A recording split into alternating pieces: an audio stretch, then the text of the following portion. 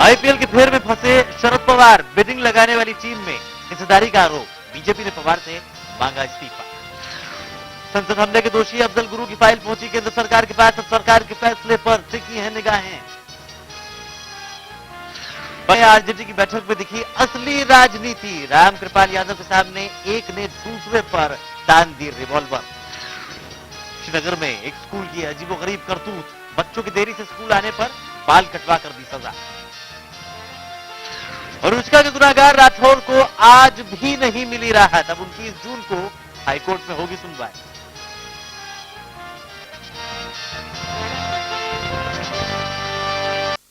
Box office पर आज प्रकाश झा की राजनीति रिलीज हुई है। इस फिल्म में जबरदस्त मसाला है। आप देश के नेताओं को एक दूसरे पर पिस्तौल से गोलियां चलाते हुए देखेंगे। लेकिन आरजेडी के पटना दफ्तर में आज राजनीति का रियल लाइफ चेहरा देखने को मिला, असली चेहरा। कहते हैं आज के युवा हथियारों के दम पर राजनीति करना जानते हैं। वानगी आज पटना में देखने को मिली जब आरजेडी के वरिष्ठ नेता रामकृपाल यादव के सामने युवा कार्यकर्ताओं में दंगल शुरू हो गया और बात इतनी बढ़ गई कि एक कार्यकर्ता ने दूसरे के ऊपर रिवॉल्वर तान दी। यह अलग बात है कि इस घटना से आहत होकर आरजेडी सुप्रीमो लालू प्रसाद यादव ने यूथ विंग को ही भंग कर दिया है। लेकिन क्या यही सही समाधान है? फिर शर्मसार हुई राजनीति। आपस में भिड़े आरजेडी नेता। आरजेडी नेता ने तानी रिवॉल्वर। गुत्थम गुत्था हुए आरजेडी कार्यकर्ता। सामने आया सियासत का घिनौना चेहरा।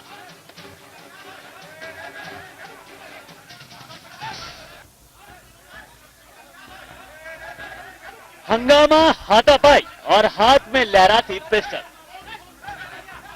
यह नजारा है पटना के आरजेडी कार्यालय का, जहां आरजेडी के युवा नेता बहुत ही छोटी सी बात पर आपस में भिड़ गए। मामला बातचीत सुलझ सकता था, लेकिन युवा नेताओं को बातचीत की जगह लात घूं से ज्यादा रास आए।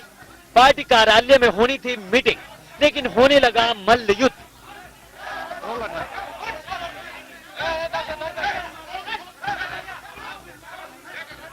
दरअसल ये तस्वीरें हैं यूथ आरजेडी के दो गुटों में झगड़े की, और पिस्टल वाले नेता का नाम है धनंजय शर्मा।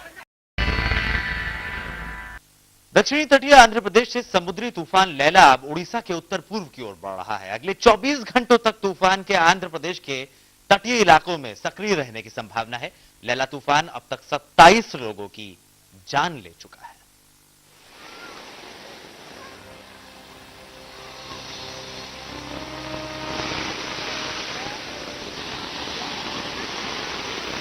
आंध्र प्रदेश के कई तटीय इलाकों में भारी तबाही मचाने के बाद चक्रवाती तूफान लैला अब उड़ीसा और पश्चिम बंगाल की ओर बढ़ रहा है।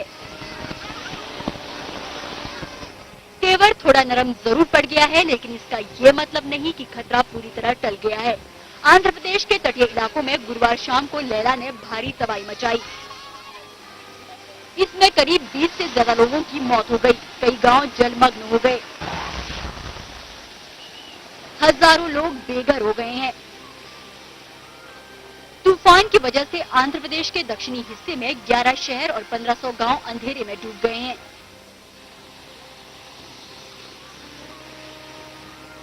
यहां पिछले 40 घंटों से मूसलाधार बारिश हो रही है।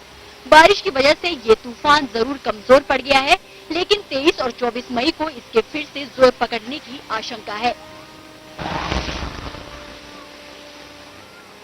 इस बार उड़ीसा और पश्चिम बंगाल के तटीय इलाके भी इसकी चपेट में आ सकते हैं। आंध्र के बाद ये तूफान अभी उड़ीसा की तरफ बढ़ रहा है। उड़ीसा के बाद ये पश्चिम बंगाल में दस्तक देगा। उड़ीसा और पश्चिम बंगाल की सरकारें भी लैला को लेकर सतर्क हो गई हैं और उन्होंने राज्य के सभी तटीय इलाकों में हाई अलर्ट जारी कर दिया है। मौसम विभाग ने लैला से प्रभावित होने वाले सभी राज्यों को 12 घंटों तक एहतियात बरतने के लिए कहा है। मौसम विशेषज्ञों का मानना है कि इस बीच कभी भी तेज रफ्तार से हवाएं चल सकती हैं और समुद्र में लहरें उठ सकती हैं। India news report. तो लैला कमजोर जरूर पड़ गया है, लेकिन ऐसी आशंका जताई जा रही है कि एक बार फिर वापस लौट सकता है। मौसम वैज्ञानिकों के मुताबिक अभी भी उड़ीसा और पश्चिम बंगाल पर इसका खतरा बरकरार है। लैला तबाही का मंजर। आंध्र प्रदेश में 17 लोगों को मौत की नींद सुलाने के बाद लैला ने अब उड़ीसा और पश्चिम बंगाल का रुख कर लिया है। लैला का तेवर थोड़ा नरम जरूर पड़ा है, लेकिन खतरा अभी टला नहीं है। लैला ने ली 17 की जान, पीछे रह गया तबाही का मंजर। आंध्र प्रदेश के तटीय इलाकों में गुरुवार शाम को लैला ने भारी तबाही मचाई। राज्य के तटीय हिस्से में तबाही का मंजर लैला के कहर का किस्सा बयां कर रहा है। लैला ने मानसून पर लगाया हल्का ब्रेक। लैला ने मानसून की रफ्तार पर थोड़ा ब्रेक लगा दिया है। लैला के असर से मानसून के केरल तट पर पहुंचने में 2 से 3 दिन की देरी हो सकती है। लैला बड़ा कमजोर, पर खतरा अभी बाकी। मौसम विशेषज्ञों की माने तो लैला कमजोर हो गया है, लेकिन खतरा अभी टला नहीं है और इस बार उड़ीसा और पश्चिम बंगाल के तटीय इलाके भी इसकी चपेट में आ सकते हैं। आंध्र के बाद ये तूफान अभी उड़ीसा की तरफ बढ़ रहा है। उड़ीसा के बाद ये पश्चिम बंगाल में दस्तक देगा। उड़ीसा और पश्चिम बंगाल की सरकारें भी लैला को लेकर सतर्क हो गई हैं और उन्होंने राज्य के सभी तटीय इलाकों में हाई अलर्ट जारी कर दिया है। मौसम विभाग ने लैला से प्रभावित होने वाले सभी राज्यों को 12 घंटों तक एहतियात बरतने के लिए कहा है। India news report. उधर झारखंड में गुरुजी के साथ बीजेपी के लिए सरदर्द साबित हो रहा है। बीजेपी नेता मुरली मनोहर जोशी ने झारखंड में बीजेपी जेएमएम गठबंधन को नौटंकी कहा है। साफ है, पहले गुरुजी की गुलाटी के बाद बीजेपी के अंदर से ही विरोध झारखंड के सियासी झंझट और गहरा गया है। झारखंड में बीजेपी की सियासी चाल का विरोध अब घर में ही होने लगा है। बीजेपी का एक धड़ा झारखंड में गुरुजी के साथ जाने का शुरू से ही खिलाफ रहा है, लेकिन केंद्रीय नेतृत्व ने इस धड़े के विरोध की अनदेखी कर शिबू सोरेन के साथ जाने का फैसला लिया। लेकिन अब झारखंड मसले को लेकर पार्टी का अंतर्कलह सामने आ गया है। बीजेपी के वरिष्ठ नेता मुरली मनोहर जोशी ने झारखंड में जेएमएम के साथ हो रहे गठबंधन को नौटंकी बताया है।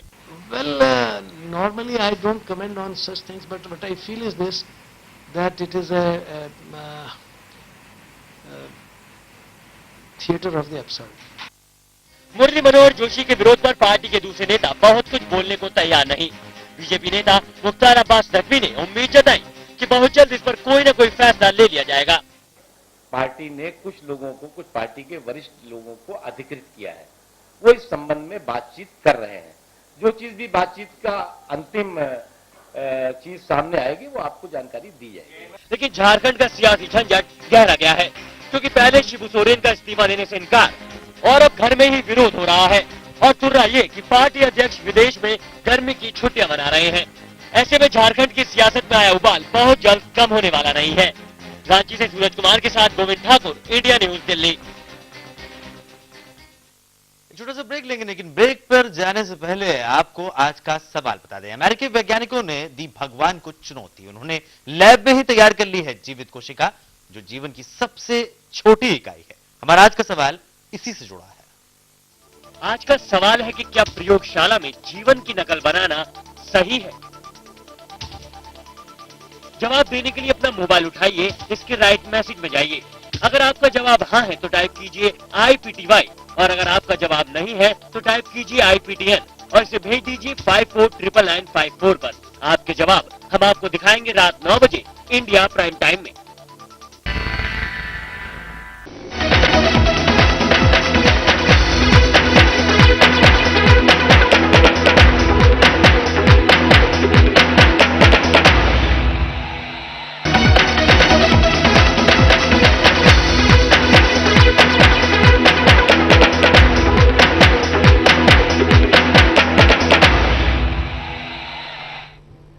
Welcome back. आज हम नारी की शक्ति को सेलिब्रेट कर रहे हैं, नारी की शक्ति का जश्न मना रहे हैं। हमारे साथ बॉलीवुड की 2 बेहतरीन अदाकारा हैं, 2 बेहतरीन एक्टर्स हैं। श्वेता तिवारी हमारे साथ मुंबई से हैं, दिव्या दत्ता हमारे साथ मुंबई से जुड़े हुई हैं।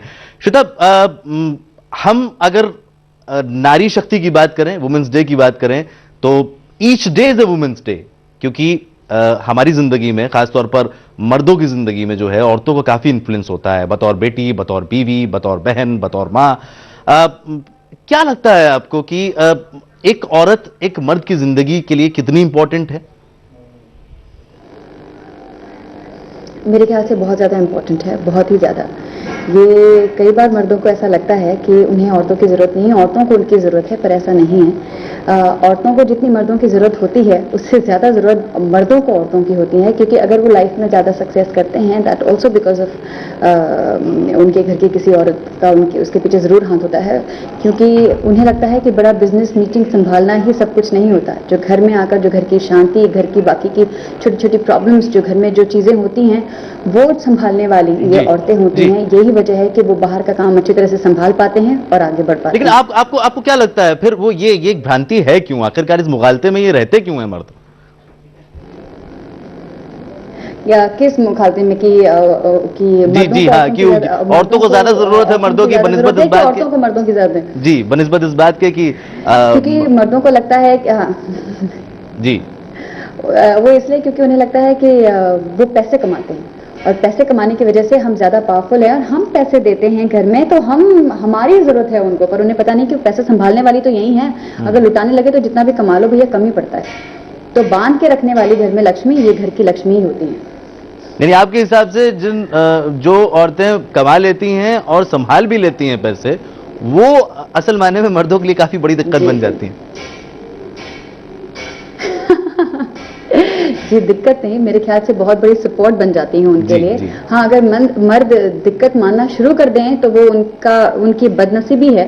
पर अगर कोई ऐसे घर में औरत हो जो पैसे संभाल भी लेती है और पैसा कमा भी लेती है, तो मेरे ख्याल से वो परिवार के लिए और उस मर्द के लिए बहुत बड़ा सपोर्ट होना चाहिए, उसे अप्रिशिएट करना चाहिए। जी, तो वो जितने भी सो कॉल्ड बदनसीब मर्द हैं वो शायद आपकी इस बात को सुनकर कुछ सीख ले लें। श्वेता, एक सवाल मैं जरूर पूछूंगा, आज वुमेन्स डे है, बतौर बीइंग अ मेल, बतौर मर्द मैं एक सवाल पूछना चाहता हूं। ये कहा जाता है कि औरतों को एक सिक्स्थ सेंस होता है।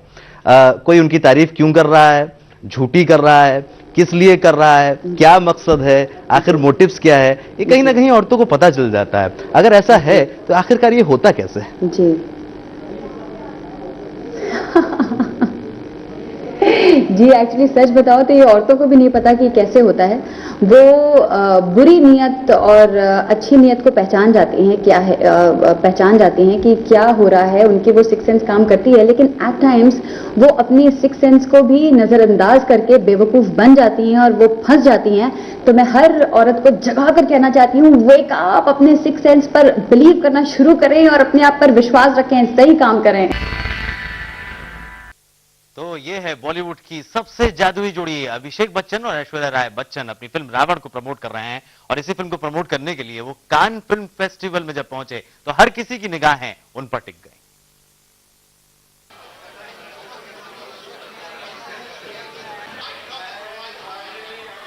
तो ये देखिए ऐश्वर्या राय बच्चन और अभिषेक बच्चन की जादुई जोड़ी अपनी फिल्म रावण को प्रमोट करने के लिए जब कान फिल्म फेस्टिवल पहुंची तो वहां का नजारा क्या था। इस मौके पर ऐश्वर्या राय बच्चन की मां भी उनके साथ मौजूद थी और इस जादुई कपल का, इस बॉलीवुड की जादुई जोड़ी का जादू कान में भी चला, जहां इन्होंने अपनी फिल्म रावण को जमकर प्रमोट किया।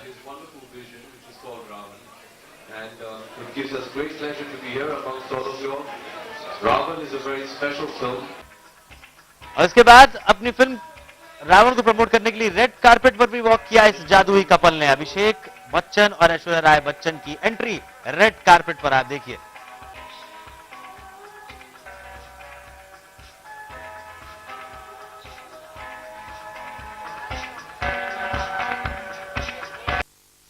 और आइए अब ये देख लेते हैं कि जब लाल लिपस्टिक लगा के ऐश्वर्या राय बच्चन ने रेड कारपेट पर जादू बिखेरा तो किस कदर मीडिया पागल हो गई। हर तरफ से ऑटोग्राफ देते वक्त ऐश्वर्या राय जब ऑटोग्राफ्स दे रही थी तो हर तरफ से आवाज आ रही थी, ऐश्वर्या ऐश्वर्या, सिर्फ एक नजर देख लो मेरी तरफ ऐश्वर्या।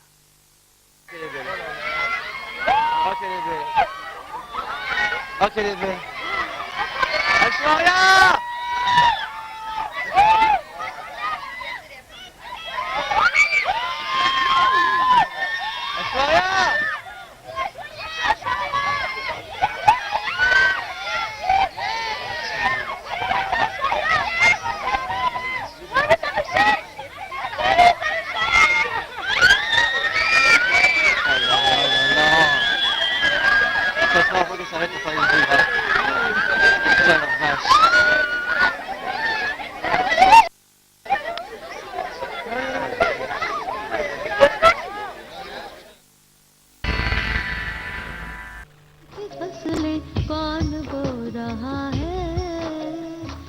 इश्क रो रहा है, कौन बो रहा है, इश्क रो रहा है। इस वक्त मेरे पास एक लिस्ट है। इस फिल्म की रिलीज होने की डेट 29 जुलाई है, लेकिन उससे पहले मेहाम 24 पंचायत, दाहिया खाप, फनवाला खाप, धनकर खाप और सर्व खाप पंचायत का जो वुमेन्स विंग है, ये सब ये क्लेम कर रहे हैं, ये कह रहे हैं कि जो फिल्म के प्रोमोज हैं ये काफी नेगेटिव तौर पर, काफी गलत तरीके से पोर्ट्रे कर रही है खाप पंचायत को। आपको क्या लगता है? जी बिल्कुल नहीं, हम खाप पंचायत को बिल्कुल नेगेटिव वो नहीं दे रहे हैं। खाप पंचायत अच्छे काम करती होगी, सामाजिक काम भी करती होगी, लेकिन ये फिल्म जो है वो सिर्फ सवाल उठाती है ऑनर किलिंग से। ये ऑनर किलिंग जो है वो जायज नहीं है, वो गैर कानूनी है और इनह्यूमन है जी। और ये एक सामाजिक बुराई है और इस हिंदुस्तान की छवि भी बिगड़ती है। और सुप्रीम कोर्ट ने भी इस ऑनर किलिंग के खिलाफ अपना वर्डिक्ट दिया है और बहुत सख्त वर्डिक्ट दिया है कि इस तरह की किलिंग में जो इन्वॉल्व हैं उन्हें कैपिटल पनिशमेंट देनी चाहिए जी।